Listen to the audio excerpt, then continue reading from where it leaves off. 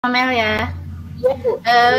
Ibu izin usul ya, mungkin dari narsum yang pertama dan yang kedua itu tampak sekali banyak yang raise hand dan mungkin bertanya. Nah, mungkin lebih efektif waktu. Jadi memang yang ingin bertanya mungkin lewat chat saja nanti biar direkap. Jadi peserta bertanya kepada siapa, apakah kepada tadi narsum pertama Pak Eko atau yang kedua Bu Eva dan mungkin nanti saya dan seterusnya gitu. Jadi nanti mungkin lebih efektif mungkin seperti itu. Oke, terima kasih Bu atas sarannya Bu. Oke, kepada Bapak Ibu yang ingin bertanya, yang sudah resen dari tadi, silakan Bapak Ibu bisa ini tulis di chat kita untuk pertanyaannya. Nanti akan saya rekap pertanyaannya. Nanti di sesi akhir insya Allah akan dijawab kalau masih ada waktunya. Itu. Ya. Iya. Oke, ya. Baik, terima kasih Ibu. Bismillahirrahmanirrahim. Assalamualaikum warahmatullahi wabarakatuh. Waalaikumsalam warahmatullahi wabarakatuh. Ibu Somel, terima kasih atas waktu dan kesempatannya dan juga Pak Eko dan juga seluruh panitia ya yang sudah bagus sekali mengadakan webinar ini. Izin screen. Untuk nama saya tadi sudah dikenalkan, saya Leli Indriani, asal saya dari seperti Bu Eva mungkin ya Subang, tapi saya di Kota Bandung, jadi masih di satu provinsi Jawa Barat. Baik Bapak dan Ibu, untuk keefektifan waktu saya izin saya screen dulu.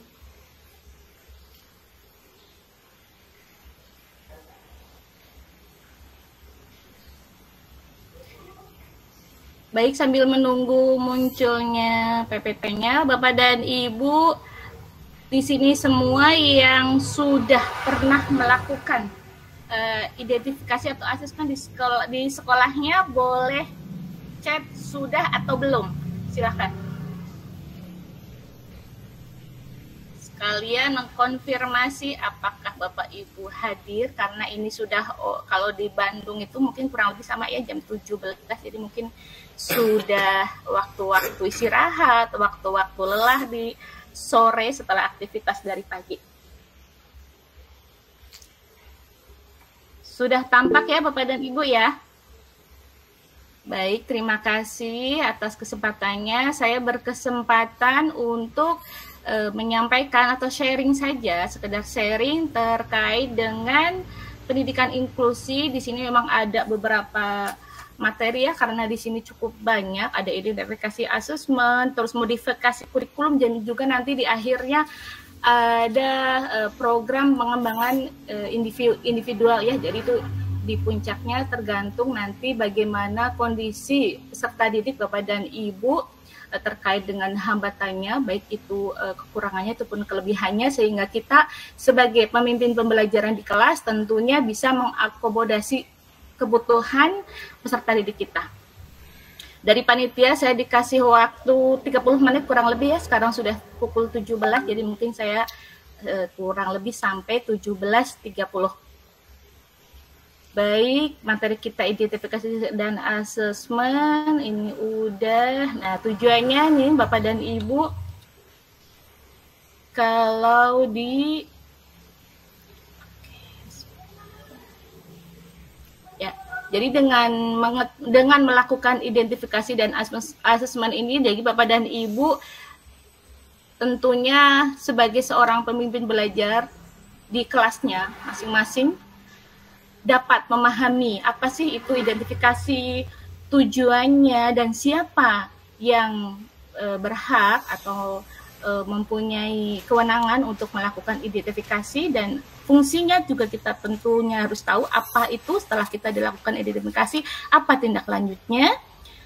Selain itu juga Bapak dan Ibu mengetahui bagaimana cara melakukan identifikasi kepada peserta didik di kelasnya, dan juga prosedurnya, bagaimana pelaksanaannya, dan juga memahami cara menyusunnya, instrumen dari identifikasi tersebut. Ini kurang lebih 30 menit. Nah, Bapak dan Ibu boleh lihat di gambar. Nah, untuk mengecek kehadiran Bapak dan Ibu hadir secara utuh, menyimak baik yang terima kasih yang sudah on cam dan juga tidak apa-apa yang off cam juga, tapi tetap menyimak. Ada dua gambar di sini Bapak dan Ibu, gambar sebelah kanan dan sebelah kiri. Gambar yang ke-1 dan yang kedua, yang ke-1 yang kanan, yang kedua yang kiri. Bapak dan Ibu boleh di chat saja untuk lebih efektif waktu. Yang tahu atau kenal gambar ini dan juga apa profesinya dan juga kelebihan ataupun kekurangan yang dimilikinya. Silahkan ditulis di chat ya Bapak dan Ibu.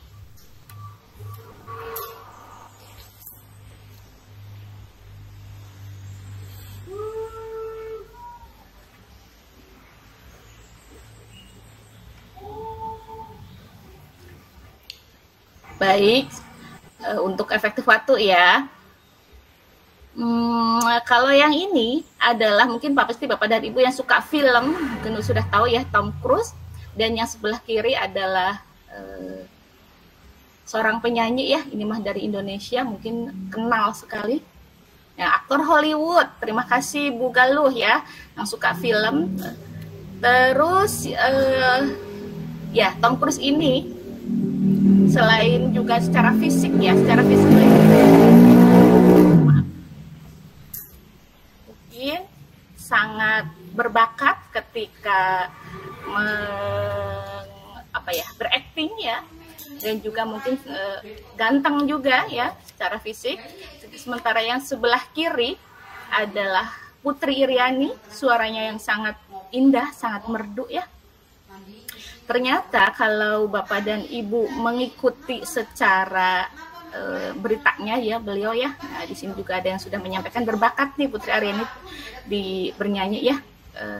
Nah di sini ternyata mereka itu memiliki hambatan yang kalau Tom Cruise itu, kalau Bapak dan Ibu yang mungkin sebagian besar sudah tahu atau yang mungkin memang baru sore ini mengetahui, beliau itu ternyata disleksia Bapak dan Ibu. Tetapi dengan kekurangannya yang disleksia itu ternyata bisa membaca, menghafal itu skenario yang mungkin banyak sekali dari skrip-skrip yang harus ditampilkan ketika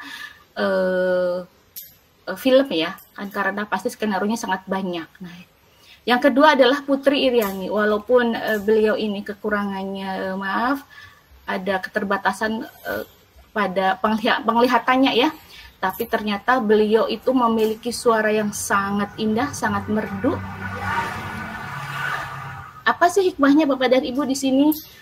Balik lagi, misalnya kita sebagai seorang guru, sebagai seorang pemimpin pembelajaran di kelas, tentunya kita harus mengenali semua peserta didik.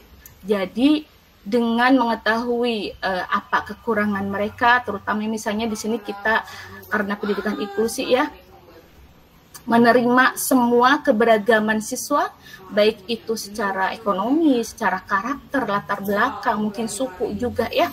Nah, dengan seperti itu, apalagi juga dengan secara akademik, mungkin ada yang mungkin cepat dalam menangkap pembelajaran yang disampaikan oleh Bapak dan Ibu, dan mungkin ada yang juga itu low. Jadi mungkin lambat, perlu pengulangan, perlu secara personal ya pendampingannya, karena mungkin untuk sebagian besar yang cepat menangkap materi pembelajaran diberikan satu kali saja sudah selesai, sudah bisa diberikan pertanyaan setelah materi sudah bisa menjawab dengan benar. Tapi mungkin sebagian lagi yang memiliki kekurangan, tentunya itu perlu perhatian khusus dari kita. Nah, bagaimana caranya untuk mengetahuinya? Di sini perlu kita melakukan identifikasi dan juga asesmen. Nah, ini yang akan kita pelajari bersama. Secara istilah, identifikasi sendiri adalah bagaimana proses menemukan dan juga mengenali peserta didik yang ada di kelas kita, tentunya yang mempunyai indikasi atau yang diduga ya, baru diduga membutuhkan pendidikan khusus sesuai dengan hambatan atau disabilitasnya. Apa tujuannya? Tujuannya yang pertama tentunya satu, untuk menemukan dan menemukenali anak yang diindikasikan atau diduga memiliki hambatan fisik, hambatan intelektual, hambatan sosial, hambatan emosional, dan atau secara sensori neurologis.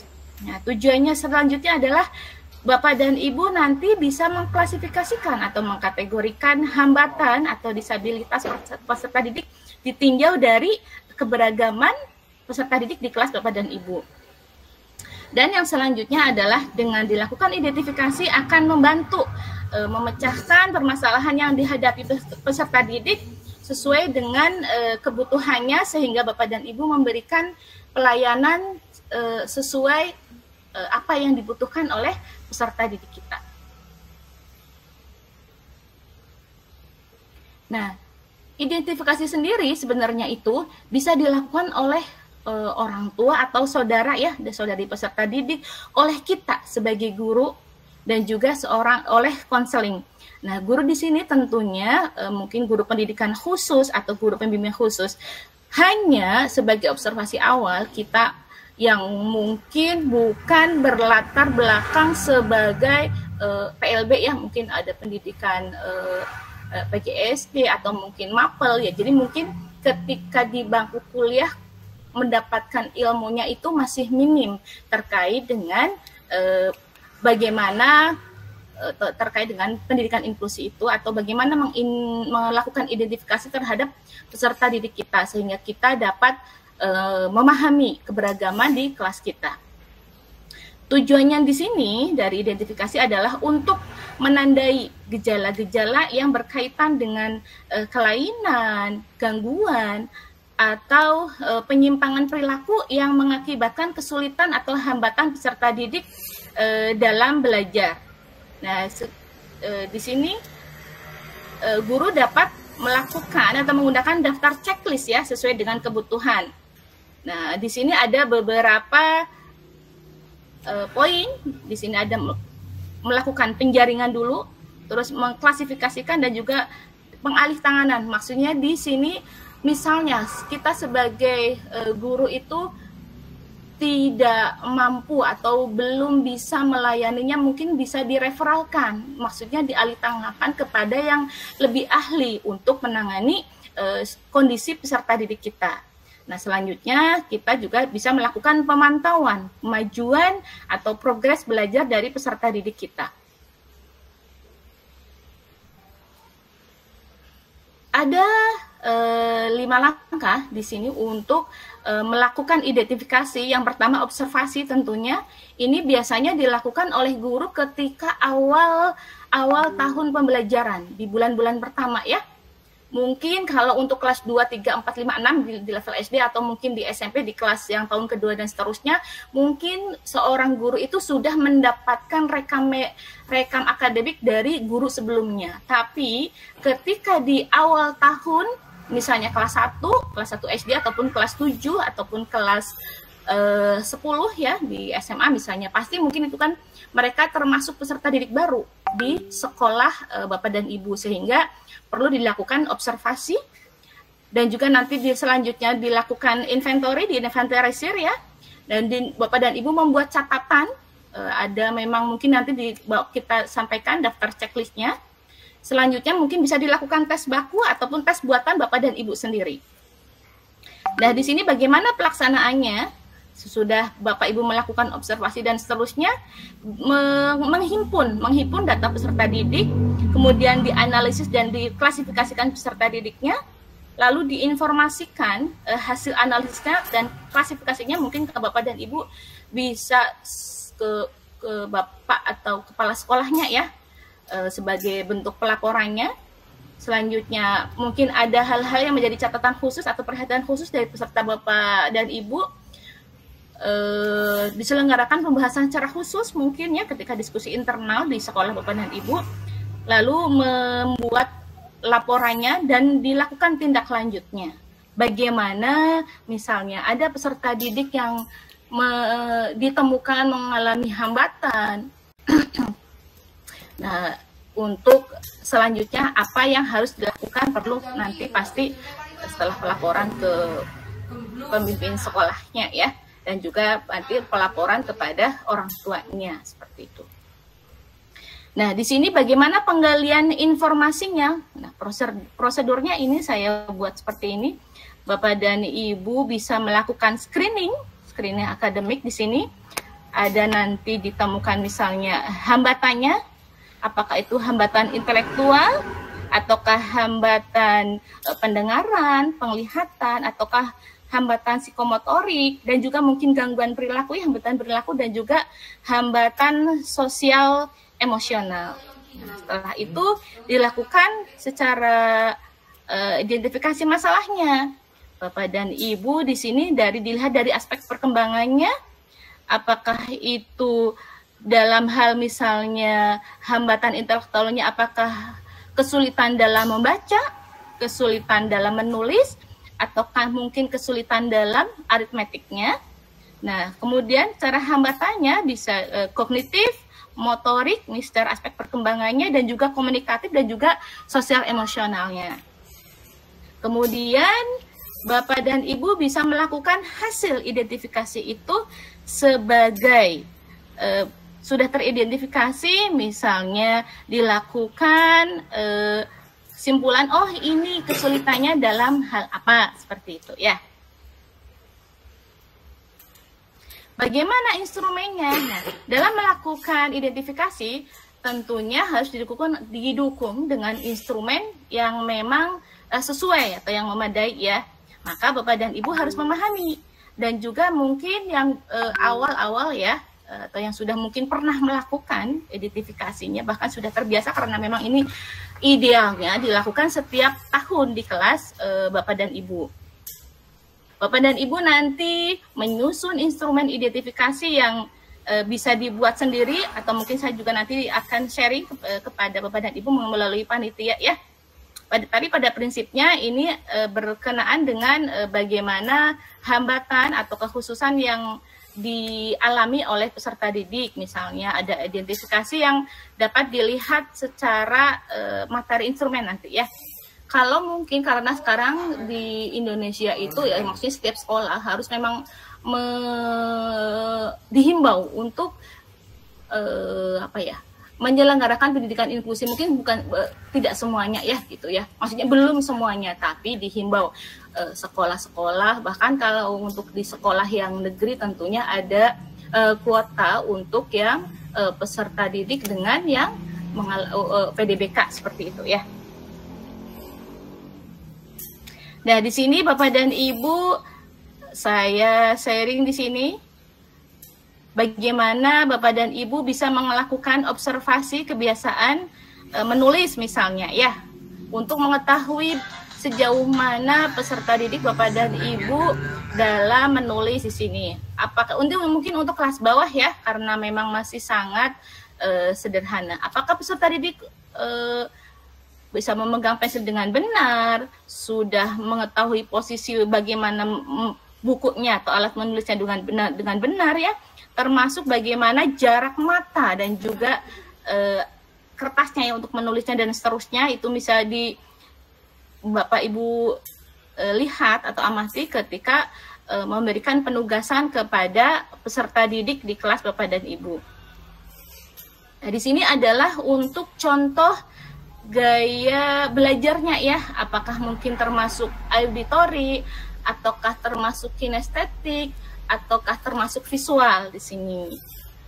Bagaimana pertanyaannya mungkin sama ya, apakah dijawabnya nanti ada sering atau kadang-kadang gitu ya di sini pertanyaannya. Selanjutnya di sini adalah contoh format kemajuannya, misalnya ini mah tanggal dan seterusnya, ini formatnya silahkan disesuaikan. Nah, yang penting catatan kemajuannya. Oh, ketika di minggu pertama mungkin observasi cukup satu bulan mungkin ya, udah cukup, atau mungkin 2 minggu ketika MPLS itu juga sudah cukup. Nah, kita sudah bisa menemukan peserta didik kita sejauh mana, dan yang mungkin ini sebagian sudah normal baik-baik saja, berarti itu tidak ada masalah.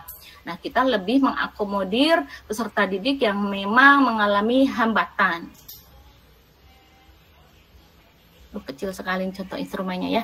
Ini ada gejala-gejala atau secara karakteristik ya. Nanti mungkin bisa di-share saja atau dilihat saja ya. Ini untuk yang atas mengalami gangguan penglihatan di sini ya.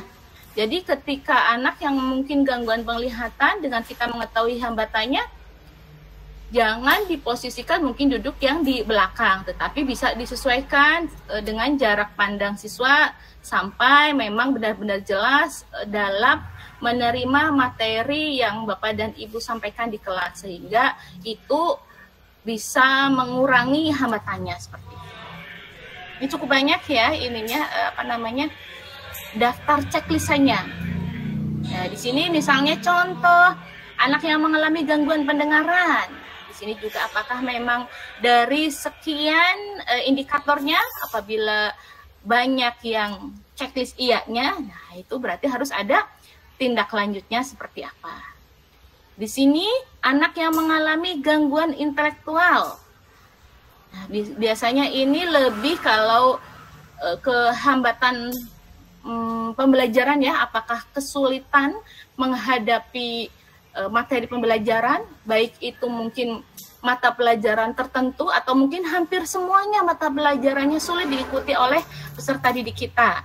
Di sini apabila kita melihat gitu ya, kita sebagai yang mungkin merasa aduh ragu-ragu ini belum yakin apakah bisa memberikan kesimpulan dari ini, mungkin kalau memang masih ragu-ragu bisa dilanjutkan ke yang lebih ahli, misalnya apakah itu psikolog ataukah mungkin rekan Bapak dan Ibu di daerah setempat, di daerah Kombel yang terdekatnya yang pernah mengalami hal yang sama dan bagaimana tindak lanjutnya, tapi kita sudah melakukan observasi awal sehingga bisa memberikan penanganan yang lebih dini seperti itu.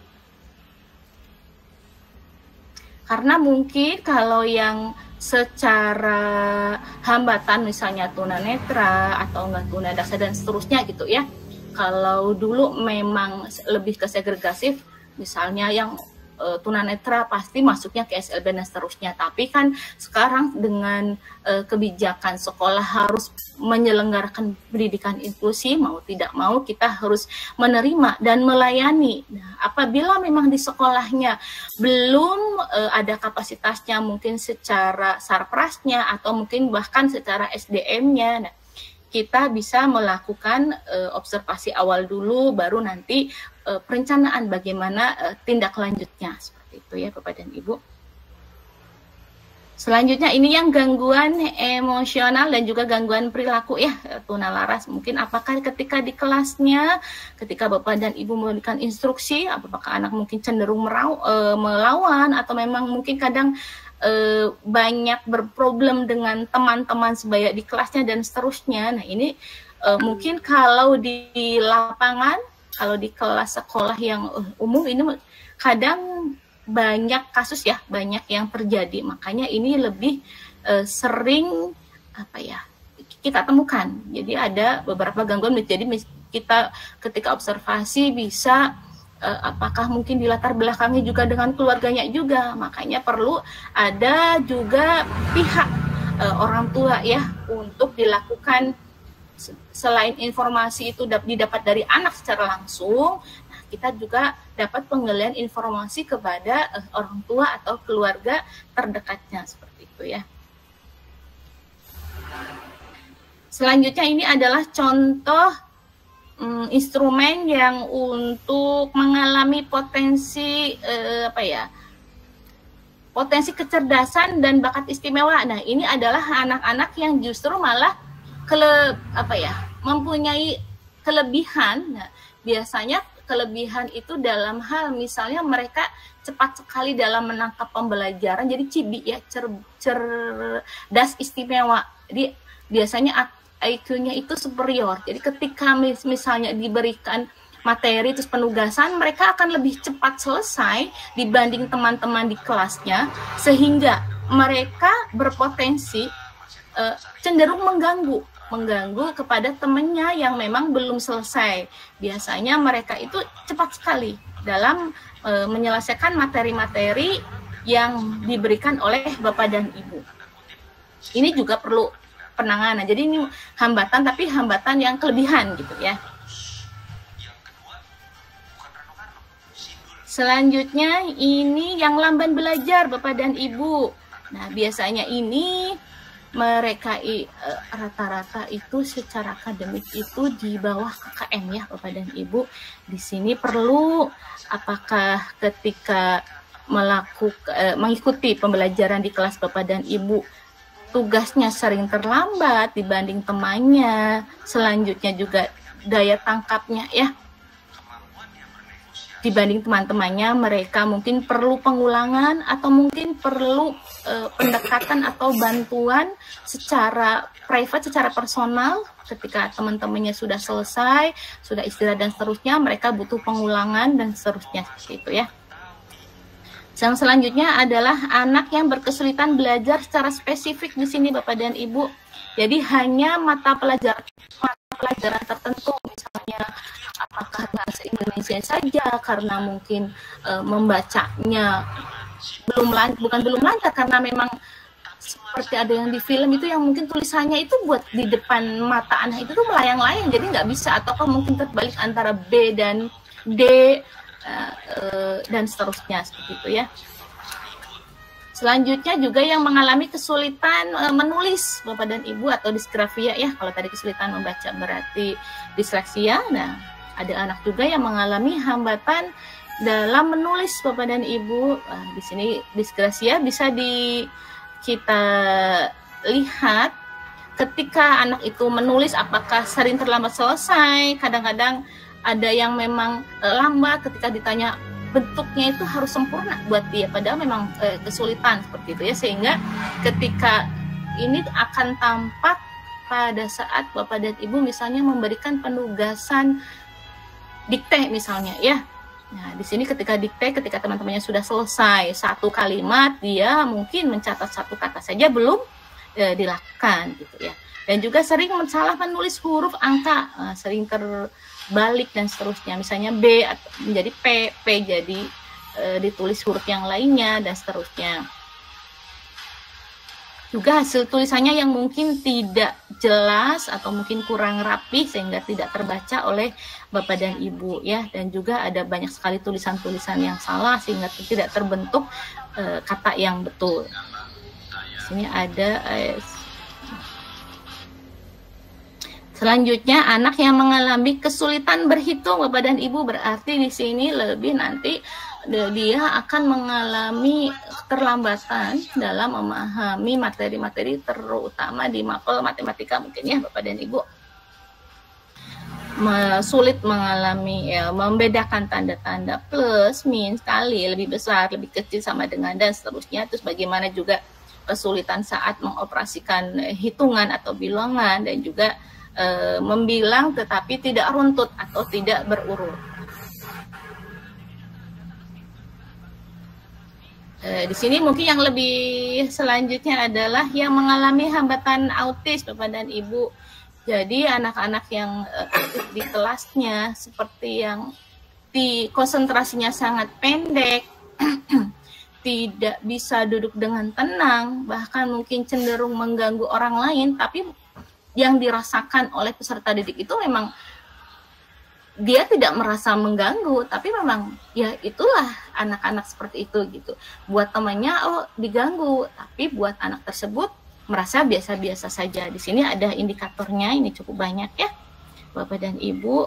Selanjutnya di sini bagaimana nih programnya atau layanan yang dapat diberikan oleh peserta didik kita di kelas yang mempunyai hambatan ketika kita sudah melakukan identifikasi dan juga kita bisa mengambil hasil dari observasi kita, apakah dia termasuk disabilitas netra, disabilitas rungu tadi sesuai instrumen yang ada di atas ya. Nah, di sini kita bisa memberikan program kebutuhannya, program kebutuhan khusus sesuai dengan hambatan yang anak peserta didik kita miliki. Misalnya disabilitas netra berarti harus dilakukan pengembangan orientasi, mobilitas, sosial dan juga komunikasi untuk anak-anak yang memang hambatan dalam penglihatan. Dan apabila mungkin yang tunarungu, bagaimana caranya? Berarti dilakukan pengembangan komunikasi, persepsi bunyi, dan juga irama. Nah, di sini misalnya ada hambatan intelektual. Apa yang harus dilakukan layanan yang diberikan? Berarti pengembangan diri. Misalnya dengan disabilitas fisik, berarti diberikan pengembangan diri dan gerak. Lalu yang terakhir, disabilitas mental, berarti kita berikan pengembangan komunikasi, interaksi sosial, dan juga perilaku. Seperti itu ya Bapak dan Ibu.